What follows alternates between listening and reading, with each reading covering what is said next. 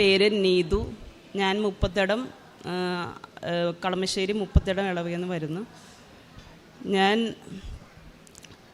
ഇതിനു മുമ്പ് ഒരു ഉടമ്പടി എടുത്തിരുന്നു. അപ്പം അതിൽ നിന്ന് എനിക്ക് ഞാൻ അപേക്ഷിച്ച കാര്യങ്ങൾ കിട്ടുകയും ചെയ്തെങ്കിലും ഞാൻ പിന്നീട് ആ ഉടമ്പടിയിൽ നിന്നില്ല, ഞാൻ വിട്ടിട്ട് പോയി. അതിന് ശേഷം ഇപ്പോൾ വന്നിട്ട് ഞാൻ ഉടമ്പടി എടുത്തായിരുന്നു. എൻ്റെ ഹസ്ബൻഡിൻ്റെ ജോലിയുടെ ആവശ്യത്തിനായിട്ടാണ് ഞാൻ എടുത്തത്. പക്ഷേ അതിന് ശേഷം എനിക്ക് ജോലി കിട്ടി. ഞാൻ ആദ്യം ഉടമ്പടി എടുക്കുമ്പോൾ എൻ്റെ മോൾക്ക് അഡ്നോയിൻ്റെ പ്രശ്നം ഉണ്ടായിരുന്നു. ഞങ്ങൾ എല്ലാ ഹോസ്പിറ്റലും എറണാകുളം ജില്ലയിൽ തന്നെ ഒട്ടുമിക്ക ഹോസ്പിറ്റലും കയറി ഇറങ്ങി. എനിക്ക് എവിടെ നിന്നിട്ട് കുഞ്ഞിനെയും കൊണ്ട് പോവുക, അതാണ് എൻ്റെ ജോലി.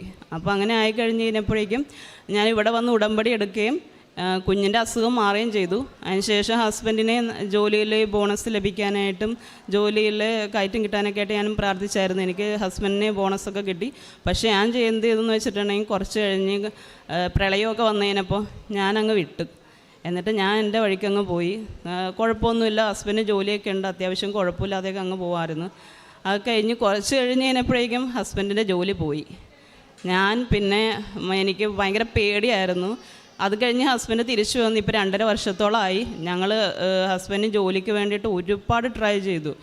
ഒരുപാട് എന്ന് വെച്ചിട്ടുണ്ടെങ്കിൽ ഇനി പോവാത്ത സ്ഥലങ്ങളില്ല, അതുമാതിരി സ്ഥലങ്ങളിലൊക്കെ പോയി. എനിക്ക് എൻ്റെ വിശ്വാസമൊക്കെ പോയി. ഞാൻ ഭയങ്കര നിരീശ്വരവാദി ലൈനിലേക്ക് വന്നു.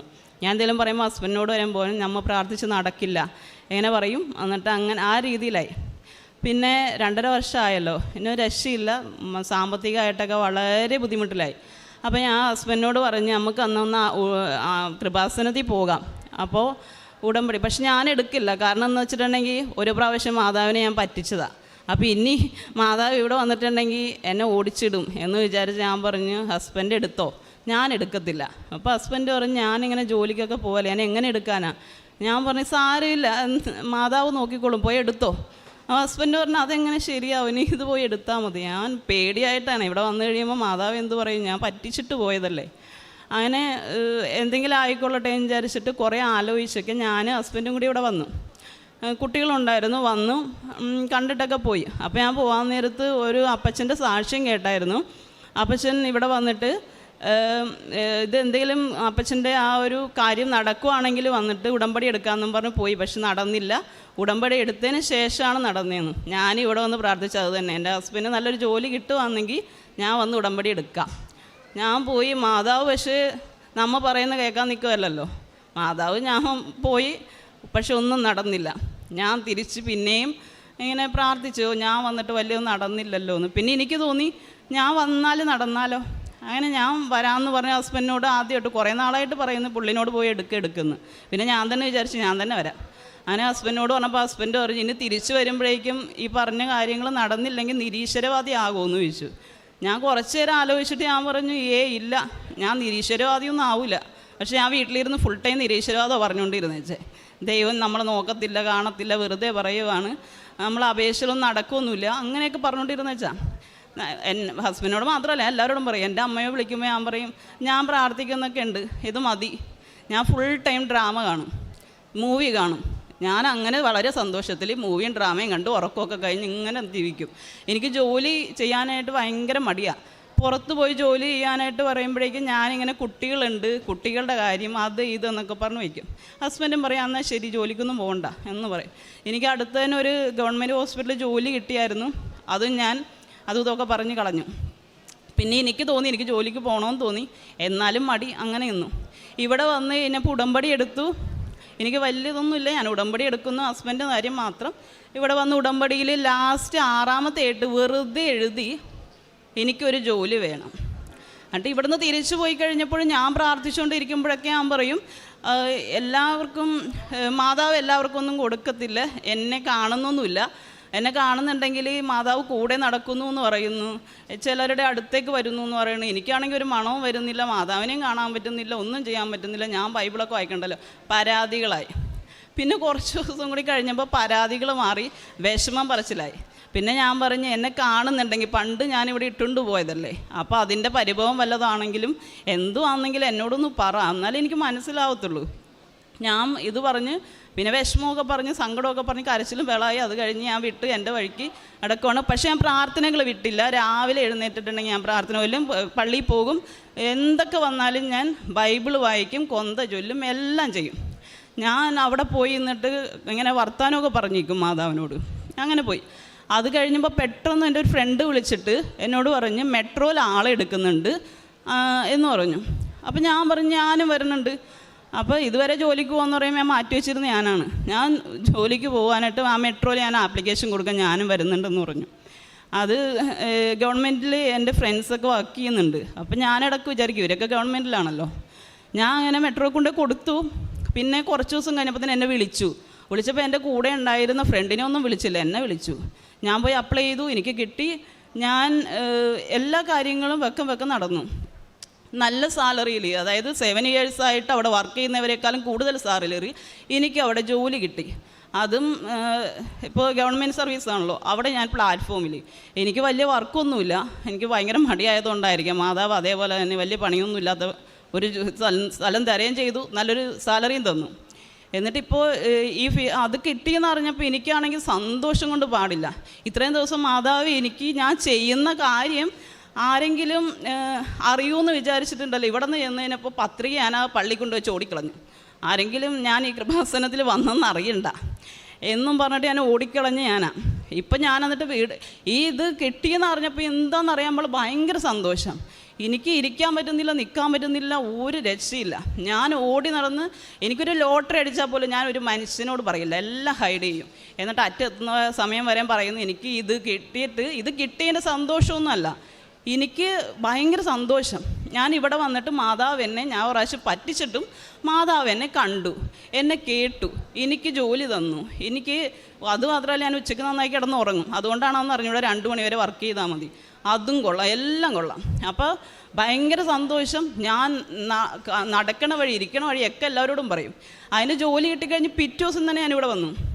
ഇവിടെ വന്നു കഴിഞ്ഞിട്ട് ഈ കൃപാസനത്തിൽ വരുന്ന എല്ലാവരും മാതാവിനെ അറിഞ്ഞുകൊണ്ടും മാതാവിൻ്റെ അത്ഭുതങ്ങൾ കണ്ടുകൊണ്ടും വരുന്നതാണ്.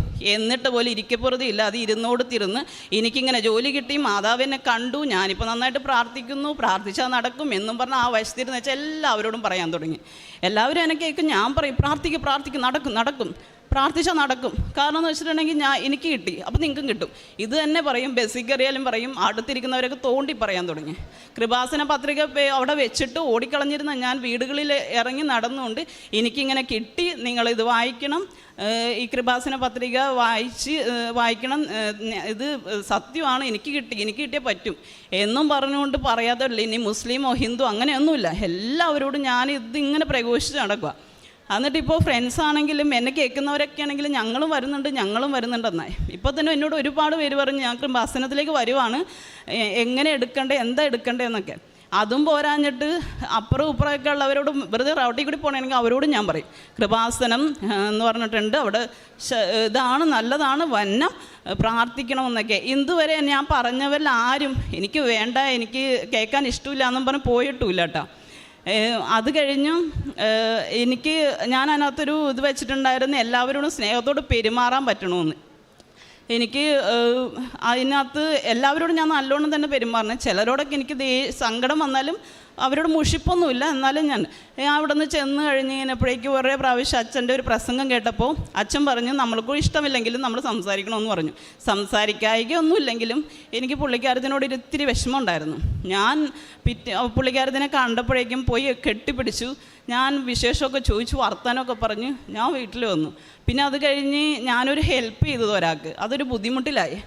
എന്നാലും ഞാൻ ഇടയ്ക്ക് പറയും, എന്നാലും ഞാൻ അയാൾക്ക് ചെയ്തതാണല്ലോ എന്ന് പറയും. മാതാവിനോട് ഇരുന്ന് പറയും. ഞാൻ അയാൾ ഫോൺ ചെയ്തു, അയാളിനോട് സംസാരിച്ചു. കുറച്ച് ദിവസം കഴിഞ്ഞിട്ട് ഇവരൊക്കെ എന്നെ വിളിച്ചിട്ട് വളരെ സന്തോഷത്തോടെയൊക്കെ സംസാരിക്കുന്നു. എനിക്കറിയാൻ പാടില്ല, ഓരോ ദിവസവും ഓരോ അത്ഭുതങ്ങൾ പോലെ, എൻ്റെ ജീവിതം മൊത്തം അത്ഭുതങ്ങൾ പോലെ. വിശ്വസിച്ചാൽ നമുക്കിങ്ങനെ മാതാവ് ഇങ്ങനെ തന്നുകൊണ്ടേയിരിക്കും.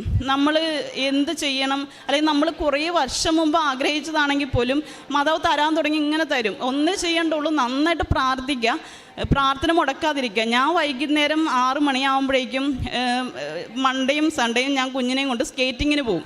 വൈകിട്ട് വരുമ്പോഴേക്കും 9:30 ആവും. ഞാനപ്പം എന്ന് വെച്ചിട്ടുണ്ടെങ്കിൽ ഇത് മുടങ്ങിയോ, അയ്യോ ഇത് മുടങ്ങിപ്പോവുമല്ലോ, എനിക്ക് ബൈബിൾ വായിക്കാൻ പറ്റില്ലല്ലോ എന്നും പറഞ്ഞിട്ട് എപ്പോഴാണ് ഞാൻ പോകണം അതിന് മുന്നേ ഞാൻ ബൈബിൾ അങ്ങ് വായിക്കും, പിന്നെ കൊന്ത ചൊല്ലും. ഇതെല്ലാം കഴിഞ്ഞിട്ട് ഞാൻ മാതാവിനോട് പറയാം, ഞാൻ തിരിച്ചു വരുമ്പോൾ ഞാൻ തിരിയൊക്കെ കത്തിച്ച് പ്രാർത്ഥിക്കുക, കാരണം സന്ധ്യ ആയിട്ടുണ്ടാവില്ല ചിലപ്പോൾ. എന്നാലും ഞാൻ മുടങ്ങില്ല, പ്രാർത്ഥിക്കും. അപ്പോൾ ഈ നിരീശ്വരവാദത്തിൻ്റെ ഒരു സൈഡായിട്ട് ഇരുന്ന ശേഷം ഞാൻ ഇത്രയും മാറിയിട്ട് ഇപ്പം നിങ്ങളുടെ മുമ്പിൽ വന്നിട്ട് ഇങ്ങനെ പറയാൻ പറ്റുന്നുണ്ടെങ്കിൽ അതും മാതാവിൻ്റെയാണ്. എനിക്കറിയാൻ പാടില്ല, ഇപ്പോഴും ഭയങ്കര സന്തോഷമാണ്. ഇന്ന് ഹസ്ബൻഡിനെ ഞാൻ കൂട്ടിയിട്ട് വന്നതാണ്, കഴിഞ്ഞ ബുധനാഴ്ച ഞാൻ വന്നിട്ട് പോയേ ഉള്ളൂ ഇവിടെ.